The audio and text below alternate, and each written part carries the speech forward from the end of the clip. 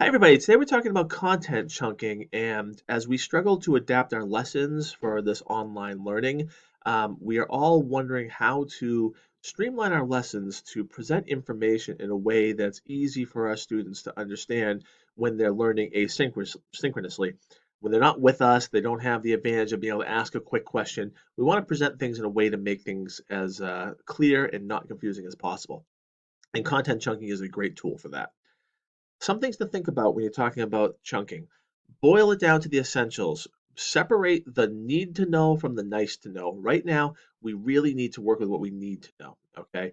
We all have a lot of great information and things that when we're in class is really awesome to supplement what it is we're doing. But right now, it's really difficult to convey all of that. So the prioritizing of the need to know information is really, really important. You want to consider the size of your students' screens. Students are working on Chromebooks or in many, many cases, phones. When you have a smaller screen, you're not able to sort of roll your eye really quickly over something. It affects how you learn things.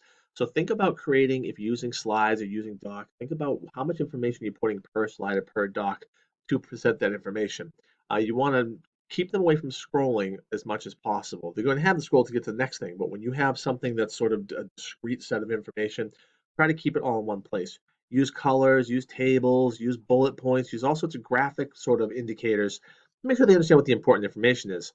However, don't fall into the trap of coloring, highlighting, bolding everything. That just serves to make nothing look important. But really boil it down to what the essential information is. Use chunking to engage students. All right, long blocks of content are difficult for them to understand, and you'll get situations where kids will say, "I didn't understand it." You ask them, "What didn't you understand?" Any of it.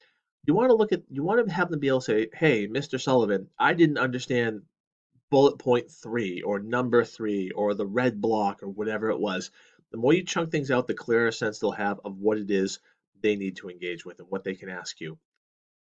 Finally, think about using conversational language. We all lapse into sort of academic speech, but that's not usually how you talk when you're in class. When you're writing your directions, try to make things as clean and simple as limited academic language. A lot of these students' vocabularies are not where we might like them. So really, the less time they spend decoding individual words, the more time they're spending actually engaging with your content. Videos are really good for this. If you're making short videos where you're speaking like a human being to them in a way that they're normally used to hearing from you, that's a great thing to do. So just want to take a quick look at an example. This is something we did the ninth grade English classes. We had a journaling exercise, and as you see, this is a bit of a long exercise. This is something that we suggested that they use to the questions they use to journal their experiences during this closure. For a lot of kids, they look at this and it's overwhelming. They see all these bullet points, they see all these paragraphs, and they're not really sure what to do. Some kids will be just fine, other kids will have some difficulties. You see on the next page what we did. We separated things out. The first page is just this. It's a little bit of context. There's a box around what is clearly marked the directions. All right. If a kid is sort of overwhelmed by what they saw on the previous screen, they can then say, "I don't know what this is."